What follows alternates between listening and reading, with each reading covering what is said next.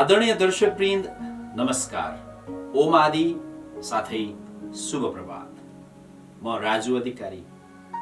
यो कार्यक्रम ओम आदि गुरुवाणी। यस कार्यक्रमका प्रेरणा स्रोत हुनुहुन्छ परम पूज्य बालयोगी आदित्यज्यू र यो कार्यक्रममा प्रस्तुत गर्ने सम्पूर्ण सामग्री उहाँद्वारा अभिव्यक्त गरिएका गुरुवाणी, उद्गार, सद्विचार र विभिन्न उपदेश र ज्ञान सूत्रहरू।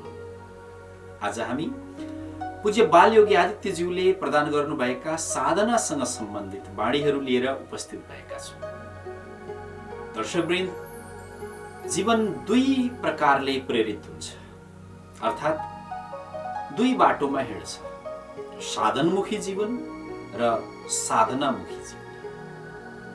अक्सर गरेर साधनमुखी जीवन हामी देख्छौँ। हामी पनि प्राय साधनमुखी जीवनै जिइरहेका हुन्छौँ र यो आवश्यकता पनि हो। अर्को जीवन हुन्छ साधनामुखी जीवन।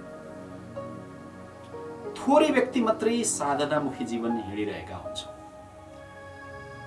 साधनामुखी जीवन ऊर्जा, आशीर्वाद, सुख, शान्ति, आनन्दको जीवन। साधनमुखी जीवन कहिले नअगाउने, कहिले तृप्त नहुने जीवन हो। किनभने पद पाएर कोही पनि तृप्त भएको छैन, धन पाएर कोही पनि सन्तुष्ट भएको छैन, सम्मान प्रशंसा पाएर कोही पनि सन्तुष्ट भएको छैन।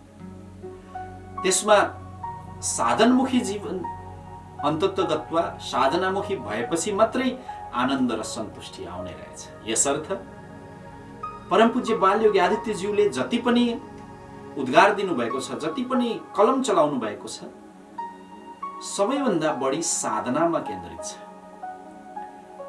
हाम्रा सनातन इतिहासका ऋषिमुनिहरू पनि, महर्षि, योगर्षि, राजर्षि, तपस्वी, योगी, समाधिस्थ महापुरुषहरूले पनि आफ्नो ज्ञान सूत्रमा साधनालाई नै बढी महत्त्व दिनुभएको छ। वास्तवमा हाम्रो जीवन साधनाका लागि हो। साधन त कहिल्यै तृप्त नहुने जीवनको एउटा व्यस्तता हो। त साधन पनि चाहिन्छ, सँगसँगै साधना पनि छोड्नु हुँदैन।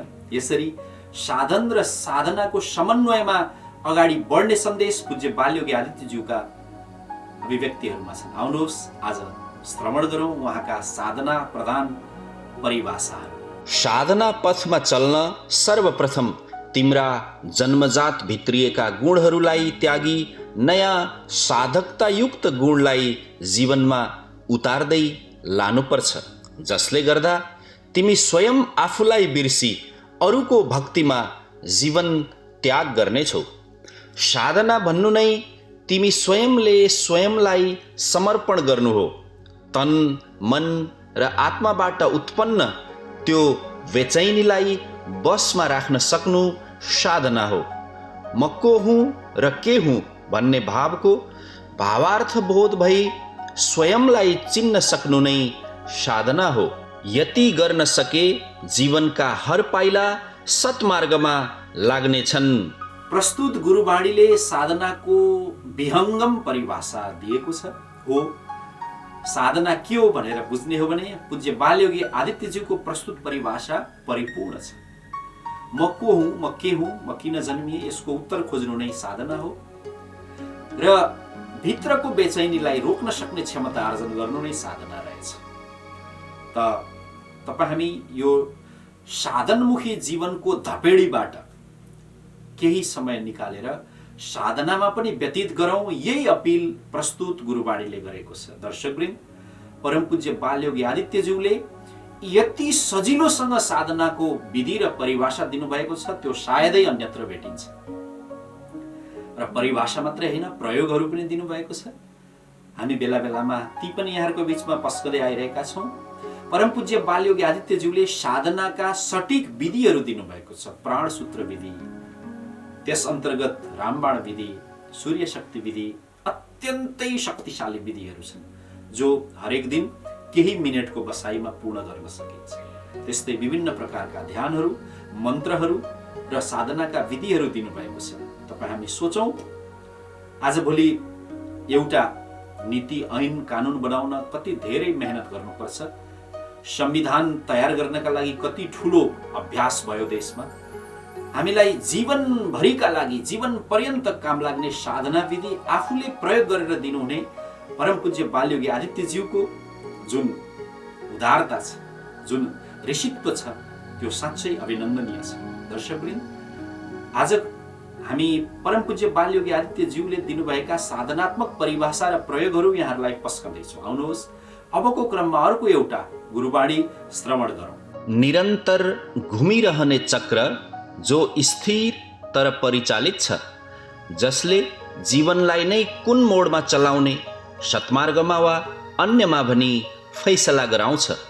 त्यस्तो चक्र जसले मस्तिष्कका सूक्ष्म कणलाई एकीकृत बनाई शून्यतामा राख्दछ र सदाचार एवं ज्ञानले भरिपूर्ण र योग्य आत्मरूपी मानव निर्माण गर्ने चक्र नै ज्ञान चक्र हो। प्रस्तुत गुरुवाणीमा साधनामा प्रयोग हुने अर्थात् साधनाको एउटा खुड्किलो ज्ञान चक्रका बारेमा परिभाषा दिइएको छ। ज्ञान चक्र अर्थात् आज्ञा चक्र, तेस्रो नेत्र जसलाई हामी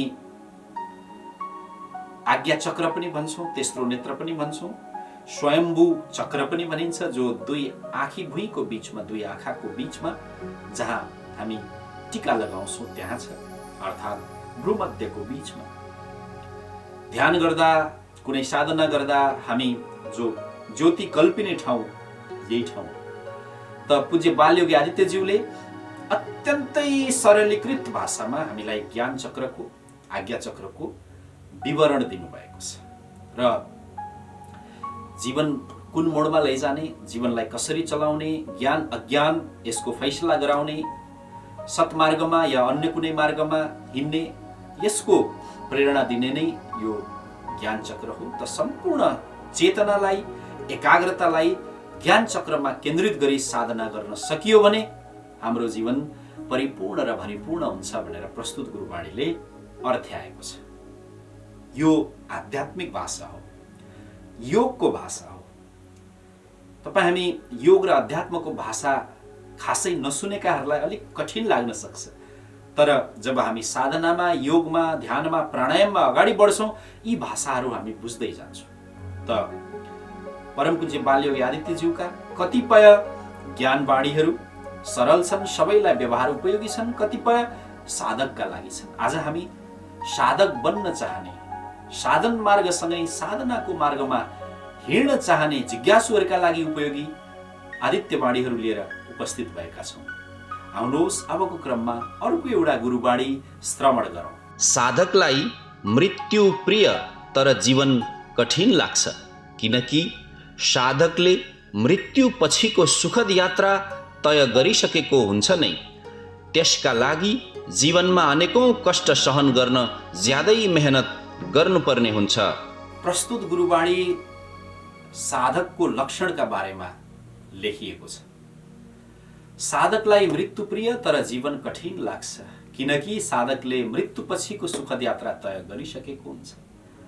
यो लाक्षणिक गुरुवाणी जब हामी साधनामा गहिरिन थाल्छौँ अनि हामीलाई स्पष्ट हुँदै आउँछ। त तपाईँ हामी जुन क्षेत्रमा, जुन विषयमा, जुन ज्ञानमा डुब्छौँ त्यो ज्ञान उजागर हुँदै जान्छ। त पूज्य बालयोगी आदित्यज्यूको प्रस्तुत गुरुवाणी पनि साधक बन्नेहरूका लागि, साधक बन्दै गरेकाहरूका लागि उपयोगी छ। त यस्तै गुरुवाणीहरू उहाँले धेरै दिनुभएको छ। आउनुहोस् अबको क्रममा अर्को एउटा गुरुवाणी हामी श्रवण गरौँ। साधकको सान्निध्यमा रहनु र स्पर्श गर्नु नै पनि साधकतापूर्ण मार्गको यात्रीको स्थान सुरक्षित राख्नु हो। पहिले पहिले तपाईँ हाम्रो एउटा चलन थियो, हाम्रा अर्गज बाबु बाजेहरूले गर्थे कि कोही तीर्थ घुमेर आएको छ, लामो पदयात्रा गरेर आएको छ भने उनको हातबाट प्रसाद पनि लिने र स्पर्श गर्ने, छुने र छुएर के विश्वास गरिन्थ्यो भने कि त्यो तीर्थयात्राको शक्ति ऊर्जा आशीर्वाद पनि उसले सँगै लिएर आएको छ र हामी त्यो पनि प्राप्त गरिरहेका छौँ। साधकको पनि अवस्था यस्तै हुन्छ कि साधना गर्ने व्यक्तिको नजिक जानु पनि एउटा ठुलो उपलब्धि हो भनिएको छ। किनभने त्यो निकटताले हामीमा प्रेरणा जगाइदिन्छ, ऊर्जा पनि दिन्छ। अनि बारम्बार जब हामी नजिक जान्छौँ हामी पनि साधना पथमा अगाडि बढ्छौँ। यही आशय प्रस्तुत गुरुवाणीले बोकेको छ। दर्शकवृन्द, अर्को एउटा गुरुवाणी साधना सम्बन्धी जो पूज्य बालयोगी आदित्यज्यूले विगतका दिनमा प्रदान गर्नुभएको थियो, आउनुहोस् श्रवण गरौँ। साधनाद्वारा आन्तरिक विकारलाई प्रशोधन गरे बाह्य स्वरूपमा स्वतः निखारता झल्किन्छ। यो छोटो मिठो तर अत्यन्तै सारगर्भित गुरुवाणी साधकका लागि सहयोगी छ कि साधनाद्वारा आन्तरिक विकारलाई धोइदिने, हटाइदिने, मैलोलाई धोएर निकालिदिने हो भने हाम्रो बाह्य स्वरूपमा निखारता, प्रखरता, ओजस्विता आफै आउँछ। यही आशय प्रस्तुत गुरुवाणीको रहेको छ। साधना के हो, किन आवश्यक छ, साधन मार्ग र साधना मार्गको समन्वय कसरी गर्ने, यी रहस्य र सूत्रहरू आज हामी उजागर गर्दै रहेका छौँ यस कार्यक्रममा। र यसको आधार हो परम पूज्य बालयोगी आदित्यज्यूले दिनुभएका गुरुवाणीहरू। आउनुहोस् अब क्रममा अर्को एउटा साधना सम्बन्धी गुरुवाणी श्रवण गरौँ।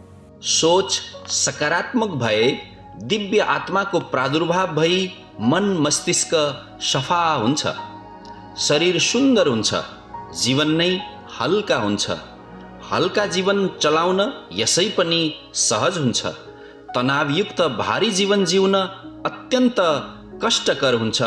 प्रस्तुत गुरुवाणीले साधनाको पर्याय शब्दका रूपमा सोचलाई सकारात्मक बनाउने पद्धति भनेर प्रयोग गरेको छ। वास्तवमा सोचको शुद्धिकरण नै साधना रहेछ। पूज्य बालयोगी आदित्यज्यूले भर्खरै वाचन गरिएको गुरुवाणीमा साधक बन्नका लागि सोच सकारात्मक राखौँ, त्यसबाट दिव्य आत्माको अनुभूति हुन्छ, अर्थात् आत्माको निखारता, प्रखरता, प्रकाश बाहिर निस्कन्छ, मन मस्तिष्क सुन्दर आनन्दित हुन्छ, सफा हुन्छ। अनि हामी साधक बन्दै बन्दै हल्का जीवन, हलुको जीवन जिएर अगाडि बढ्न सक्छौँ भन्ने ज्ञान हामीलाई प्रस्तुत गुरुवाणीले दिएको छ। दर्शकवृन्द, साधना भन्ने बित्तिकै योग जोडिन्छ। आजभोलि योग विश्वको एउटा फेसन बनेको छ। घर घरमा, जन जनमा, मन मनमा योगको प्रभाव छ। आजको कार्यक्रममा हामी एउटा सानो योगाभ्यास जोड्दैछौँ। आजको योगाभ्यास प्राणायाम हो। यसलाई प्राणायाम नै भन्न सकिन्छ। यो प्राणायाम नाडी शोधन प्राणायाम, यो प्राणायाम अनुलोम विलोम प्राणायाम र नाडी शोधनको मिश्रित प्राणायाम हो। हामी विगतका दिनमा पनि यहाँहरूलाई यो प्राणायाम प्रस्तुत गरिसकेका छौँ। फेरि आज साधनाका लागि अत्यन्तै उपयोगी हुने हुनाले फेरि एकपटक यसको अभ्यास गरौँ भनेर यो प्राणायाम यहाँहरूलाई हामी गर्न उत्प्रेरित गर्दैछौँ र विधि यहाँहरूलाई प्रस्तुत गर्दैछौँ। आउनुहोस् आज हामी फेरि पनि सिकौँ। सिकिसकेका छौँ भने अभ्यस्त बनाऊ नाडी शोधन प्राणायाम। तपाईँ हामीले हाम्रा नानी बाबुहरूलाई देखेका छौँ, कहिलेकाहीँ कान बन्द गरेर त्यो गुनगुनाइरहे जस्तो देखिन्छ। वास्तवमा यसमा खुसी छ, मजा छ, आनन्द छ। हुन त आजभोलिका नानी बाबुहरू प्राय मोबाइल कम्प्युटरमै बढी लागेका हुन्छन्। यसो खेल्ने, उफ्रिने, कुद्ने, दौडिने, मैदानतिर जाने, हिँड्ने पनि उनीहरूलाई हामीले सिकाउनुपर्छ। यो पनि सबै योगको नै अङ्ग हो। आज हामी दर्शकवृन्द भ्रामरी प्राणायाम यहाँहरूलाई प्रस्तुत गर्न गइरहेका छौँ र सिकाउन गइरहेका छौँ। विगत कार्यक्रममा एकपटक त हामीले यो देखाइ नै सिकाइ नै सकेका छौँ। फेरि पनि एकपटक, विशेष गरी बच्चाहरूका लागि यो लाभकारी छ, वृद्धहरूका लागि पनि लाभकारी छ। तपाईँ हामी सबै उमेरका व्यक्तिहरूलाई यो फाइदा गर्ने भ्रामरी प्राणायाम हो। भ्रामरी भनेको भ्रमर भन्ने शब्दबाट आएको। भ्रमर भनेको भँवर हो।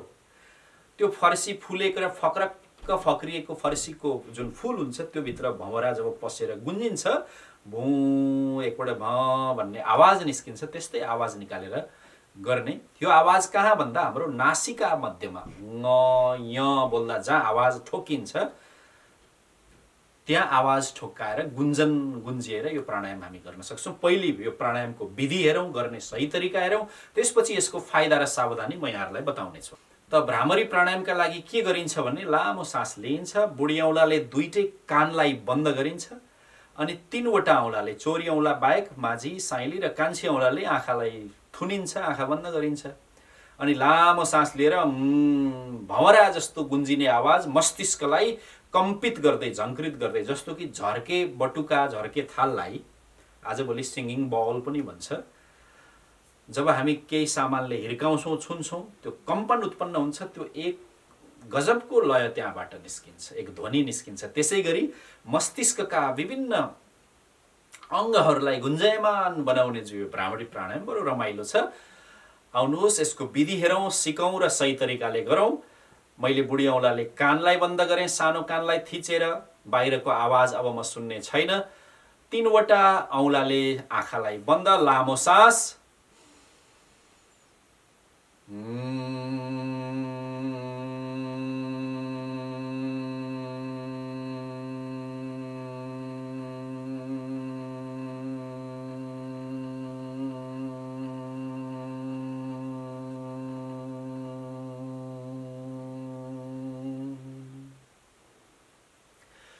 दर्शकवृन्द, यो प्राणायाम आफ्नो सासको लम्बाइ जति छ त्यति लामो हामी गर्न सक्छौँ। जबरजस्ती धेरै लामो तान्नु पर्दैन। अभ्यास बढ्दै गएपछि सास लिएर मुन्टो झुकाएर एकछिन रोकेर अनि बिस्तारै शिर उठाएर अनि हामी गुन्जिन पनि सक्छौँ।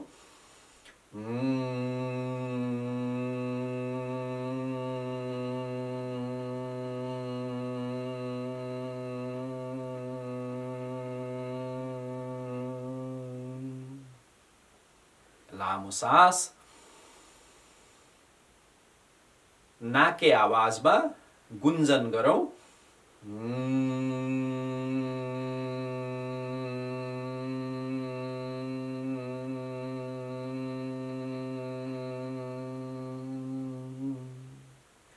यसरी यो प्राणायाम एक बसाइमा पुरा हात नथाकुन्जेल अर्थात् 8-10 पटक कमसेकम गऱ्यौँ भने कानको लागि सबभन्दा बढी फाइदा गर्छ। यसले श्रवणेन्द्रिय भनिन्छ, कम सुन्ने, भित्र घाउ हुने या अरू संरचनागत केही त्यस्ता दोषहरू छन् भने बिस्तारै निको भएर जान्छ। मेरो आफ्नो हकमा म आफूलाई पनि अनुभव छ।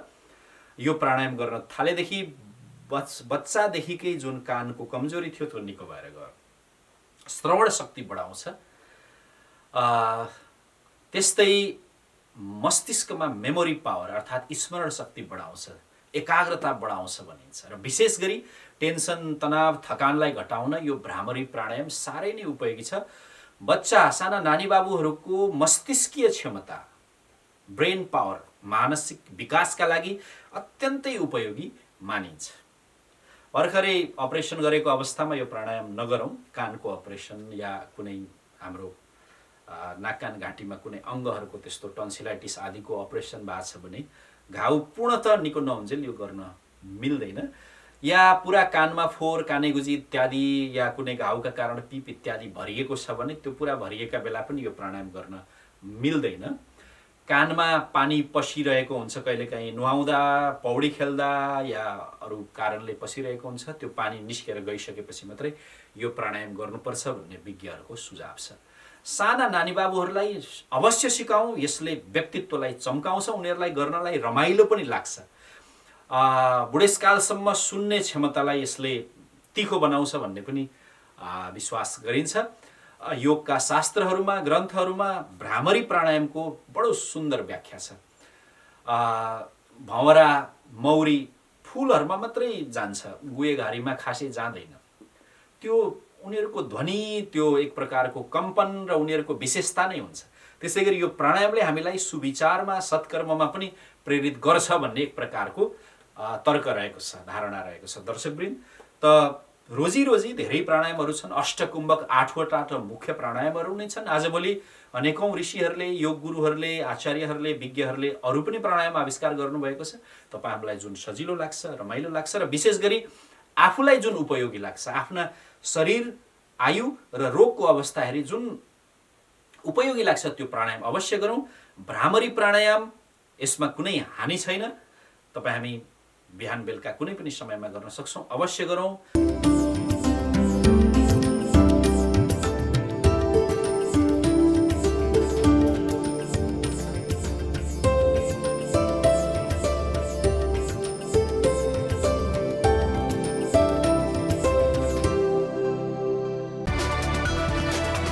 It's an AP1 presentation.